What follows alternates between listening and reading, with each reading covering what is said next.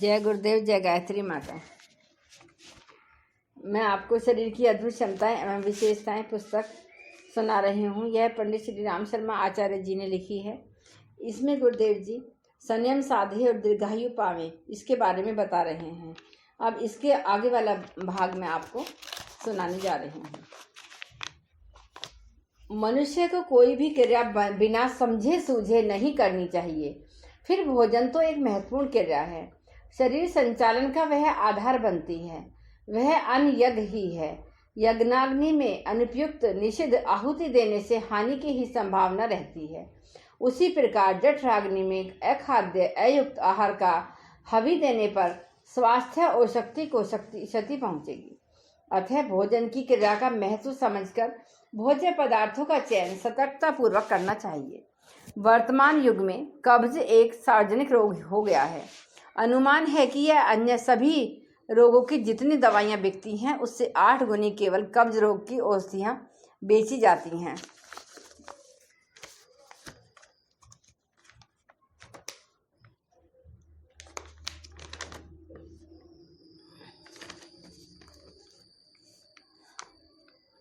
इसका कारण यही है कि आंतों के स्नायु और उनसे लगी रक्त वाहिनियां गरिष्ठ तथा भारी भोजन बार बार किए जाने पर उस बोझ को नहीं संभाल पाती और उनकी कार्य शक्ति शिथिल होने लगती है। वे पाचन क्रिया ठीक से नहीं संपन्न कर पाती और कब्ज रहने लगता है। इसलिए आवश्यकता से अधिक और महंगा खाने, घी तेल से भरपूर भोजन की नहीं अपितु ऐसा भोजन करने की है जिसमें जीवन तत्व विद्यमान हो। महंगा और भारी खाना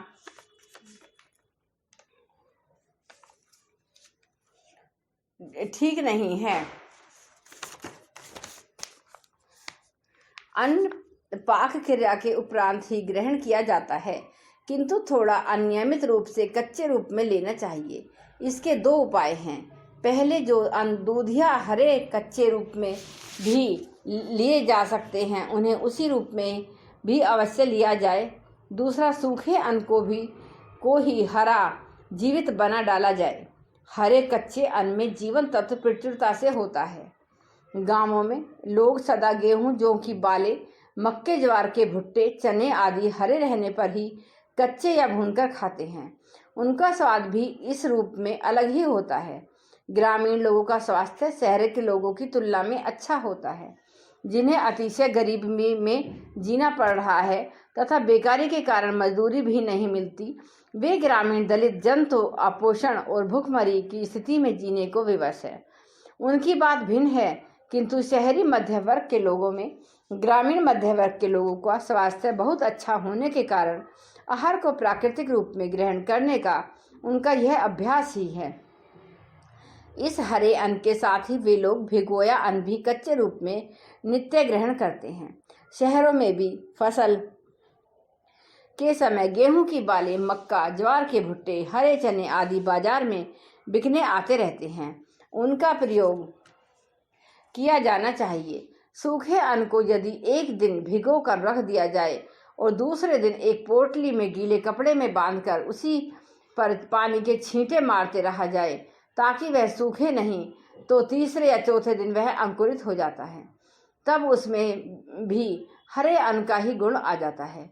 उबालकर खाए गए अन्न भी रोटी या अन्य व्यंजन के रूप में खाए जाने की तुलना में अधिक लाभकारी होते हैं। चावल को धान की भूसी या खोल से अलग करने पर वह जिस रूप में उपलब्ध होता है उसमें एक लाल परत रहती है। उस लाल परत समेत ही चावल खाना चाहिए। उस परत को हटाकर फिर पॉलिश कर जो चमचमाता चावल बाजार में बिकता है उसके अनेक पोषक तत्व नष्ट हो चुके होते हैं। क्या खाएं, कैसे खाएं? अन्न के 2 वर्ग किए जा सकते हैं। एक पौष्टिक वर्ग के अन्न, दूसरे अल्प पौष्टिक तत्व वाले अन्न। गेहूं, चावल, चना, जौ, बाजरा पौष्टिक अन्न हैं। ज्वार, मक्का आदि में पौष्टिकता अपेक्षाकृत कम होती है। दालों, अनाजों, फल और सागों के बारे में एक तथ्य सदा ध्यान में रखना चाहिए। जहाँ तक संभव हो उन्हें छिलके समेत खाएं। कोदो या धान जैसे अन्न के बाहरी छिलके तो खाए नहीं जा सकते। इनमें भूसी हटाने के बाद जो अन्न निकलता है उसका छिलका नहीं हटाना चाहिए। छिलके समेत खाने का कारण यह है कि छिलके सूर्य किरणों के अधिक स्पर्श में रहते हैं, अतः उनमें जीवन शक्ति अधिक होती है। दाल सदैव छिलके समेत खानी चाहिए। अभी सफाई के नाम पर अरहर, चना, मूंग, उड़द आदि की दालों के छिलके अलग कर उन्हें साफ रूप में खाया जाता है। इस प्रक्रिया में छिलके के साथ ही बहुमूल्य पोषक तत्व भी साफ हो चुका होता है। दालें साबुत खाने की आदत डाल लीजिए। उन्हें दलकर 2 दलों में विभक्त न किया जाए।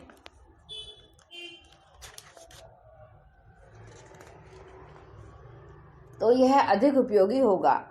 जहां दालों के दोनों दल हैं, जिसे बीज की नाक भी कहते हैं, यह छोटा सा अंश यद्यपि कसैला होता है, पर उसमें अत्यधिक उपयोगी तत्व होते हैं।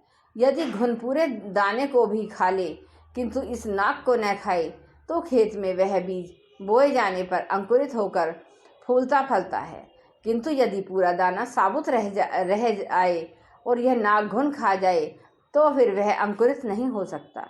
इसी से स्पष्ट है कि इसमें ही जीवनी शक्ति होती है। दूसरे अन्नों की भी यह स्थिति है, पर गेहूं आदि की रोटी बनानी होती है और दाल, चावल व रोटी दोनों के साथ खाई जाती है।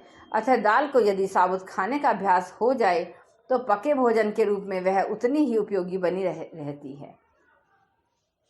हरी साग सब्जी भी अपने प्राकृतिक रूप में खाने पर ही लाभकारी होती है। कच्ची न खाई जा सके या कच्ची खाने का अभ्यास नहीं हो, तो भी धीमी आंच में पकाकर खाई जाए। तेल, घी, मिर्च, मसाले की अधिकता से उनके गुण नष्ट हो जाते हैं। शाकों में जमी कंद या सूरन, रतालू और कटहल जैसे 2-4 ही ऐसे वर्ग में आते हैं जिन्हें अधिक पकाना आवश्यक होता है और उनमें जीवन तत्व भी कम होते हैं। शेष को सदा कम पकाना चाहिए। हरा साग जहाँ भी उपलब्ध हो, उनका प्रयोग अवश्य करना चाहिए। लौकी, बंद गोभी, फूल गोभी, भिंडी, बैंगन आदि सबको कम उबालना चाहिए। कई शाक तो कच्चे ही खाए जा सकते हैं और उनमें पोषक तत्व प्रचुरता से पाए जाते हैं। टमाटर, गाजर, मूली, चुकंदर, खीरा, ककड़ी आदि को कच्चा खाया जा सकता है। स्वाद के लिए साथ में नमक, जीरा, काली मिर्च का पुट दे सकते हैं। जिन्हें प्याज खाने में आपत्ति न हो, वे प्याज को शाक के रूप में नहीं, कच्चे रूप में ही खाएं, तो अधिक लाभ होगा। प्याज, टमाटर, गाजर, लौकी, मूली, ककड़ी आदि के छोटे छोटे टुकड़े कर सलाद बना ली जाती है।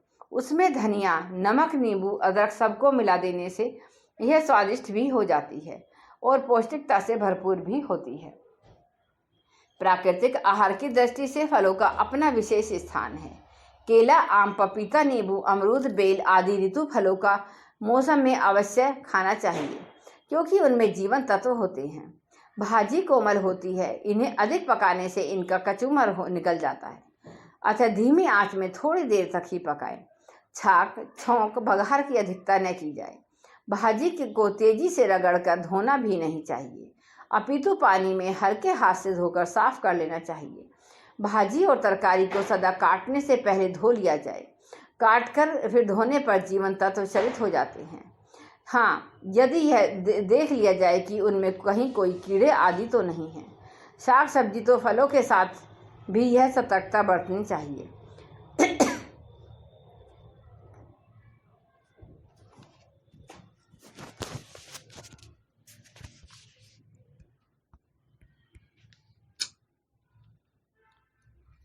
एक बार गायत्री मंत्र हमारे साथ साथ।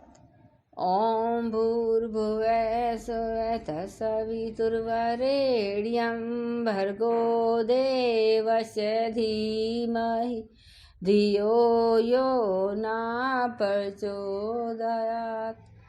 जय गुरुदेव, जय गायत्री।